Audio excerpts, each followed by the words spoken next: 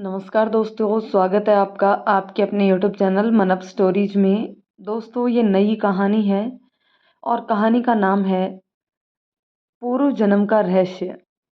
चलिए दोस्तों, ये कुछ अलग प्रकार की कहानी है, आपको ज़रूर पसंद आएगी। तो चलिए कहानी को शुरू करते हैं।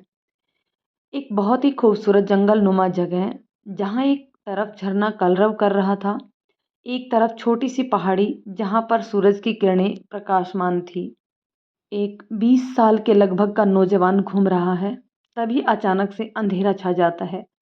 झरने का कलरव क्रंदन में बदल जाता है।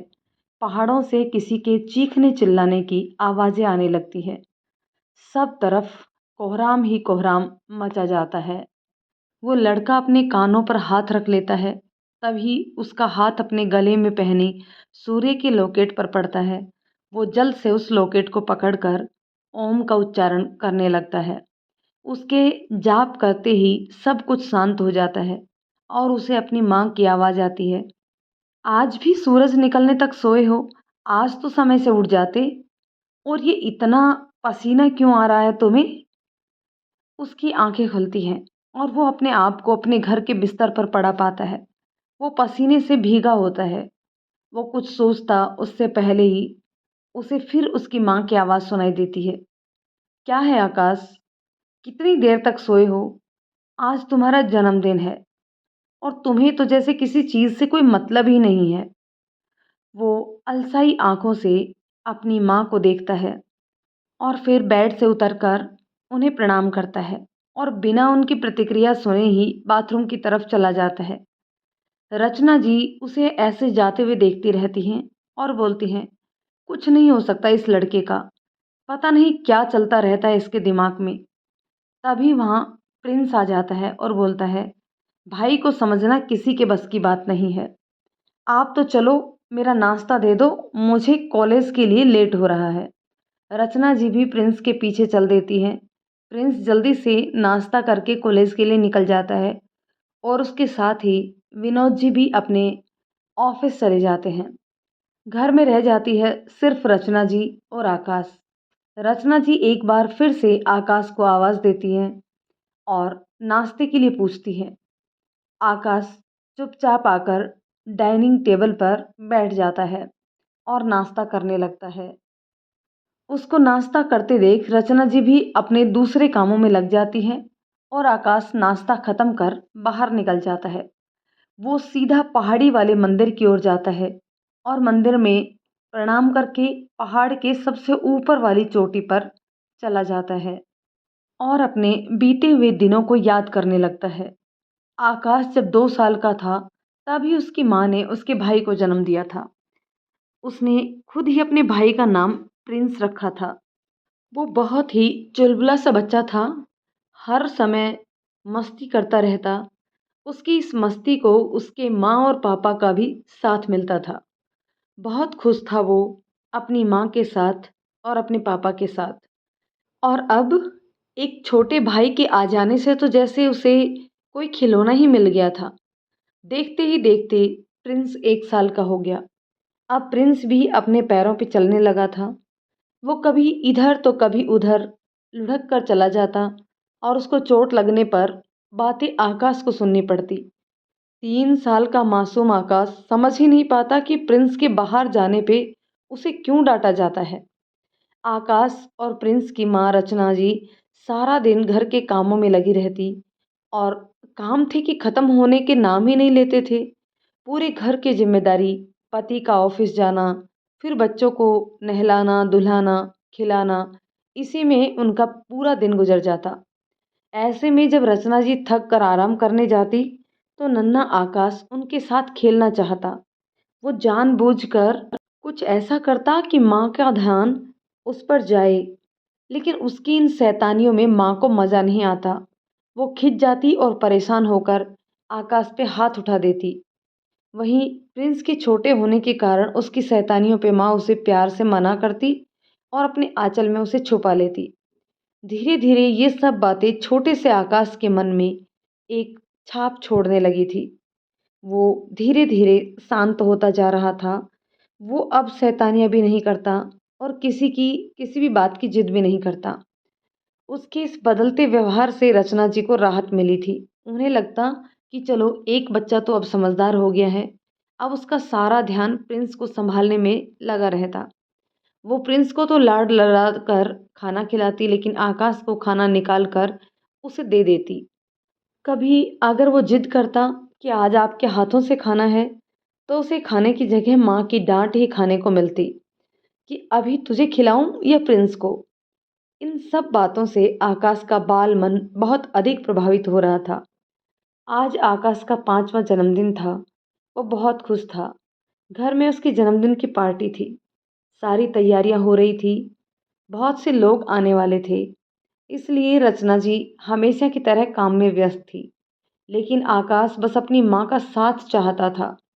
वो पहले की जैसे अपनी माँ और पापा के साथ खेलना चाहता था, मस्ती करना चाहता था। आकाश के पिता विनोद जी ने इस पार्टी में अपने बड़े बड़े अफसरों को बुलाया था। वो नहीं चाहते थे कि किसी भी प्रकार की कोई कमी रहे। अपने माँ बाप को व्यस्त देख आकाश अपने छोटे भाई प्रिंस के साथ ही खेलने लग गया। लेकिन शायद होनी को कुछ और ही मंजूर था। खेलते खेलते नन्हा प्रिंस सीढ़ियों से नीचे गिर गया। आकाश ने उसे पकड़ना चाहा, लेकिन तब तक वो लुढ़क कर नीचे गिर चुका था। वो जोर से चीखा। उसकी चीख सुनकर रचना और विनोद जी दौड़कर चले आए। प्रिंस को सीढ़ियों से गिरने के कारण बहुत चोट आई थी। उसके सिर में खून बह रहा था और वो बेहोश हो गया था। सब लोग जल्दी जल्दी उसे हॉस्पिटल ले गए। वहाँ इलाज के बाद प्रिंस को होश तो आ गया, लेकिन उसके हाथ में हल्का सा फ्रैक्चर हो गया था। डॉक्टर ने कहा कि चिंता की कोई बात नहीं है, प्रिंस अभी सिर्फ 3 साल का ही है, जल्दी ही उसका हाथ पहले के जैसा ठीक हो जाएगा। सब उसे घर लेकर आ गई। लेकिन आज रचना जी का गुस्सा अपने चरम पर था। घर आते ही रचना जी ने सबसे पहले प्रिंस को सुलाया, फिर आकाश को खूब मारा, तब तक जब तक कि वो खुद थक नहीं गई। उन्होंने उसे कहा कि आज तेरे कारण प्रिंस मरते मरते बचा है। लाख कोशिश करती हूँ, लेकिन तुम्हारी शैतानी खत्म ही नहीं होती। आज जब तक तुम्हारे सर से मस्ती का भूत नहीं उतरेगा, तब तक नहीं छोड़ूंगी तुझे। मार खाते खाते नन्हा आकाश बिल्कुल शांत हो गया था। कहाँ तो आज उसका जन्मदिन मनाने वाले थे, और कहाँ आज वो बिना खाना खाए ही सो गया। आकाश को भी अपने भाई के गिरने और उसके हाथ टूटने का बहुत दुख था, लेकिन इस तरह से सारा इल्जाम उस पे लग गया, ये उसे समझ में नहीं आया। उसने प्रिंस को नहीं गिराया था, वो खुद खुद गिर गया था। ये बात वो अपने माँ पापा से बताना चाहता था, लेकिन उसके सुनने वाला कोई नहीं था। सब प्रिंस का ख्याल रखने में व्यस्त थी। धीरे धीरे आकाश भी खुद को गुनहगार मानने लगा और सबसे कट के रहने लगा। अब उसे किसी भी बात से फर्क नहीं पड़ता था। जिद करना और अपनी बात मनवाना तो जैसे वो भूल ही गया था। सिर्फ 5 साल का नन्हा आकाश दिमागी तौर पर बड़ा हो चुका था। घर में सबके तुम बड़े हो बोलने का उस पर इतना असर हुआ कि वो एकदम शांत हो गया। एक दिन छत पे शांत बैठा वो आसमान की तरफ देख रहा था। तभी उसे एहसास हुआ कि कोई उसके बगल में बैठा है। उसने पलटकर देखा तो एक दाढ़ी वाले बाबा उसकी बगल में बैठे थे। उसने पूछा कि आप कौन हैं और मेरे घर में कहाँ से आ गए? उस बाबा ने आकाश का हाथ पकड़ा और बोले, तुम बहुत तकलीफ में दिख रहे थे, तो मैं तुम्हारी तकलीफ दूर करने आया हूँ। आकाश आश्चर्य से बोला, आपको कैसे पता? तब वो बाबा बोले, मुझे सब पता है, और तुम मेरे बारे में किसी को कुछ भी मत बताना। तुम्हें जब भी मेरी ज़रूरत होगी, बस आंख बंद करके मुझे याद करना, मैं तुम्हारे पास आ जाऊंगा। इतना कह के वो बाबा वहां से आकाश की आंखों के सामने ही गायब हो गया। 15 साल पहले जब वो पहली बार दाढ़ी वाले बाबा से मिला था, तो वो बहुत डर गया था और जल्दी से नीचे अपनी माँ के कमरे में आ गया। माँ ने उसे अपने कमरे में देखकर पूछा, कुछ चाहिए क्या? आकाश ने कहा, माँ, मुझे बहुत डर लग रहा है, क्या मैं आज आपके पास सो जाऊं? माँ ने उसे समझाते हुए कहा, अरे क्यों डर रहा है मेरा बच्चा? तू तो मेरी समझदार बच्चा है। तुम तो जानते ही हो तुम्हारे भाई की तबीयत ठीक नहीं है और वो अभी छोटा भी है। और हम सब लोग एक बिस्तर पे नहीं सो पाएंगे। तुम तो यहीं बगल के कमरे में ही सो जाओ, पास में ही तो हैं हम। डरने की कोई बात नहीं है। अपने घर में भी कोई डरता है भला? उसके बाद आकाश ने दोबारा जिद नहीं किया और वो चुपचाप जाके अपने कमरे में लेट गया।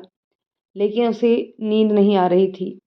आंखों ही आंखों में रात के 12 बज गए। उसे अपने पास हलचल महसूस होने लगी। कभी उसे लगा जैसे कोई उसके सर के पास बैठा है, तो कभी उसे लगे कि कोई उसे पुकार रहा है, तो कभी किसी के रोने की आवाज़ आ रही थी उसे। वो कुछ समझ ही नहीं पा रहा था कि उसके साथ ये सब क्या हो रहा है और क्यों हो रहा है। उसने एक बार अपनी माँ के कमरे की ओर देखा। वहाँ सब लोग शांत सोए हुए थे। इसका मतलब हलचल सिर्फ उसके कमरे में ही या उसके आसपास ही हो रही है। वो डर से कांप रहा था। तभी उसे उस बाबा जी की बात याद आई कि जब भी उसे ज़रूरत हो तो आंखें बंद कर उसे याद करेगा तो वो आ जाएंगे। आकाश ने कुछ सोचते हुए आंखें बंद की और मन ही मन उस बाबा को याद करने लगा। थोड़ी ही देर में उसके आसपास हो रही हलचल खत्म हो गई और वो बाबा उसके सामने बैठे थे। उनको देख आकाश ने राहत की सांस ली। फिर उन्हें अभी हो रही घटनाओं के बारे में बताया। बाबा शांति से उसके सिर पर हाथ फेरते हुए बोले, बेटा, तुम भगवान पे विश्वास रखते हो? आकाश ने सहमति में अपनी गर्दन हिला दी। तब बाबा जी बोले, जिस तरह भगवान है और उन पर विश्वास रखने से अपने आसपास की सकारात्मक ऊर्जा आती है, उसी तरह शैतान भी हैं और वो नकारात्मक ऊर्जाओं का संचार करते हैं। नन्हा सा आकाश टकटकी लगाए बाबा जी की बातों को समझने की कोशिश कर रहा था। उसकी इस हरकत पर बाबा जी मुस्कुरा दिए और बोले, अभी तुम इन सब बातों को समझने के लिए बहुत छोटे हो, लेकिन तुम मुझसे मिल चुके हो और उन शैतानी ताकतों को इस बात का एहसास भी हो चुका है, जिसका प्रमाण है कि तुम्हें अपने आसपास उन नकारात्मकताओं का आभास होना। इसलिए मैं तुम्हें एक लॉकेट दे रहा हूँ। ये सूर्य का लॉकेट है। जब तक ये तुम्हारे गले में रहेगा, कोई भी नकारात्मक शक्ति तुम्हारे आसपास नहीं आ पाएगी। और हाँ, लेकिन सोते समय सपन में कभी कभी हो सकता है कि वो तुम पर हावी होने की कोशिश करे। ऐसे में तुम इस लॉकेट को छूकर ओम की जाप करना। तुम्हारे ऐसा करते ही सब कुछ सामान्य हो जाएगा। ऐसा कहकर बाबा जी ने उसके गले में वो लॉकेट पहना दिया। फिर उसका सिर सहलाते हुए बोले, और सबसे बड़ी बात कि डरना कभी नहीं। जब भी तुम्हें डर का एहसास हो, मुझे याद करना। मैं हमेशा तुम्हारे आसपास रहूँगा और जब भी तुम्हें मेरी ज़रूरत होगी, मुझे अपने सामने पाओगे। इतना कहकर बाबा जी फिर से गायब हो गए, लेकिन अपने साथ आकाश के डर को भी ले गए। आकाश उस लॉकेट को बहुत देर तक देखता रहा, फिर उसे हाथों में पकड़े पकड़े ही सो गया। आकाश अपनी सोच से बाहर आता है और उन बाबा जी को याद कर उनका आह्वान करता है। बाबा जी उनके पास तुरंत आ जाते हैं। उनके आते ही आकाश उन्हें प्रणाम करता है। बाबा उसे आशीर्वाद देते हुए बोलते हैं, अब तुम उस योग्य हो गए हो जब तुम्हें तुम्हारे भविष्य जीवन के उद्देश्य के बारे में बताया जाए। आकाश उनकी ओर प्रश्नवाचक नज़रों से देखता है। तब बाबा जी उसे बताते हैं कि तुम्हारा जन्म किसी विशेष कारण से हुआ है। तुम्हारा मुझसे मिलना महज एक संयोग नहीं है, ये उस विधाता की रची हुई एक घटना है जिसके मुख्य पात्र तुम हो। अब उस कार्य को पूरा करने का समय आ गया है जो उस समय अधूरा रह गया था। आकाश पूछता है, मैं आपका मतलब नहीं समझा। कौन सा काम पूरा होना है और कब वो अधूरा रह गया था? बाबा जी बोलते हैं, इन बातों को जानने के लिए तुम्हें अपने पूर्व जन्म में जाना होगा, जहाँ से इस कहानी का आरंभ हुआ था। फिर आकाश का हाथ पकड़कर कहते हैं, तैयार हो जाओ अपने पूर्व जन्म में जाने के लिए और उन घटनाओं को जानने के लिए। आकाश सहमति में अपना सिर हिलाता है। तब बाबा जी बोलते हैं, एक बात का ध्यान रखना, कुछ भी हो जाए लेकिन तुम्हें विचलित नहीं होना है और मेरा हाथ कभी मत छोड़ना। ध्यान रहे, अभी जो घटनाएं तुम देखने वाले हो वो घटित हो चुकी हैं। तुम वहाँ कुछ बदलाव नहीं कर सकते हो। बस उन्हें देखकर जान सकते हो कि सत्य क्या है, क्या हुआ था और क्या होना चाहिए। आकाश सहमति में अपना सिर हिलाता है। फिर बाबा जी उसके एक हाथ को पकड़ते हुए अपने दूसरे हाथ से उसके सिर पर हाथ फेरते हुए उसकी आंखें बंद कर देते हैं। साथ ही कुछ मंत्रों का उच्चारण करते हैं। आकाश महसूस करता है कि जैसे उसके शरीर का भार खत्म हो गया है। वो बाबा जी का हाथ पकड़े एक अनजानी जगह पहुंच जाते हैं। ये जगह अनजानी होते हुए भी अनजानी नहीं लगती उसे। ये वही जगह होती है जहाँ वो कभी कभी सपने में आया करता था। वही पहाड़ों के बीच बसा जंगल, वही शांत चित्त कलरव करना करता झरना। आकाश उस जगह को देख आश्चर्यचकित हो जाता है। तभी वो देखता है कि बिल्कुल उसी के कद काठी का एक लड़का साधारण से चरवाहे के कपड़े पहने उस ओर से गुजर रहा है और मस्ती में कोई गीत गुनगुनाता हुआ अपनी भेड़ों को ले जा रहा है। आकाश ये सब देख बाबा जी की तरफ देखता है। बाबा जी उसकी ओर देख मुस्कुराते हुए बोलते हैं, ये तुम हो अपने पूर्व जन्म में। उस जन्म में तुम एक चरवाहे थे और तुम्हारा नाम नंदू था। आकाश आश्चर्य से उस ओर देखने लगा। वो देखता है कि नंदू अपनी मस्ती में गाता चला जा रहा है। उसकी चाल बता रही है कि वो एक मस्त मौला खुश मिजाज लड़का है। आकाश भी उसके पीछे पीछे उसके घर तक जाता है। नंदू एक छोटे से घर के आगे रुककर अपनी भेड़ों को बांधता है और खुद हाथ मुंह धोकर अपनी बहन गीता को आवाज देता है। तभी एक 15-16 साल की लड़की घाघरा चोली पहने, पैरों में घुंघरू वाले पाजेब छनछनाती तोड़ती हुई घर से बाहर आती है और दौड़कर नंदू के गले लग जाती है। नंदू उसे गले से लगाए ही उसके हाथों में चूड़ियों का एक बंडल रख देता है। गीता उन रंग बिरंगी चूड़ियों को देखकर बहुत खुश हो जाती है और उन्हें हाथों में पहन नंदू को दिखाने लगती है। नंदू उसे देख मुस्कुराते हुए बोलता है, अब कुछ खाने के लिए भी मिलेगा या इन चूड़ियों की खनक से ही काम चलाना होगा आज? गीता चिढ़ते हुए बोलती है, बनाया है खाना मैंने, अभी लाती हूँ। कहकर वो अंदर चली जाती है और वो मुस्कुराता हुआ उसे देखता रहता है। थोड़ी ही देर में गीता 2 थाल में दाल रोटी और सब्जी लेकर बाहर आती है और वहीं रखी खाट पर रख देती है। दोनों भाई बहन हाथ धोकर अपना अपना खाना खाने लग जाते हैं। आकाश उन दोनों का यह प्रेम देखकर बहुत खुश हुआ और कल्पना करता है कि कभी उसकी माँ ने भी उसे इतने प्यार से खाना खिलाया हो। और ये सोचते ही उसकी आंखों में पानी आ जाता है, जिसे वो जल्दी से पोंछ लेता है और बाबा जी से पूछता है, यहाँ तो सब ठीक है, फिर कौन सा अधूरा काम था जिसकी बात आप कर रहे थे? बाबा जी बोलते हैं, धैर्य रखो और आगे की घटनाओं को देखो। आकाश उस ओर देखने लगता है जहाँ दोनों भाई बहन नोक-झोंक करते हुए खाने में व्यस्त होते हैं। जैसे ही उनका खाना खत्म होता है तभी वहाँ एक तांत्रिक की वेशभूषा धारण किए हुए एक आदमी आता है।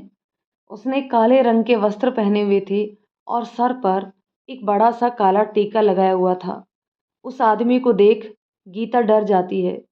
वहीं नंदू उसे गुस्से में देखता है और गीता को थाल लेकर अंदर जाने के लिए भेज देता है। गीता जल्दी जल्दी थाल समेट अंदर चली जाती है और नंदू उस आदमी के पास जाकर उससे यहाँ आने का कारण पूछता है।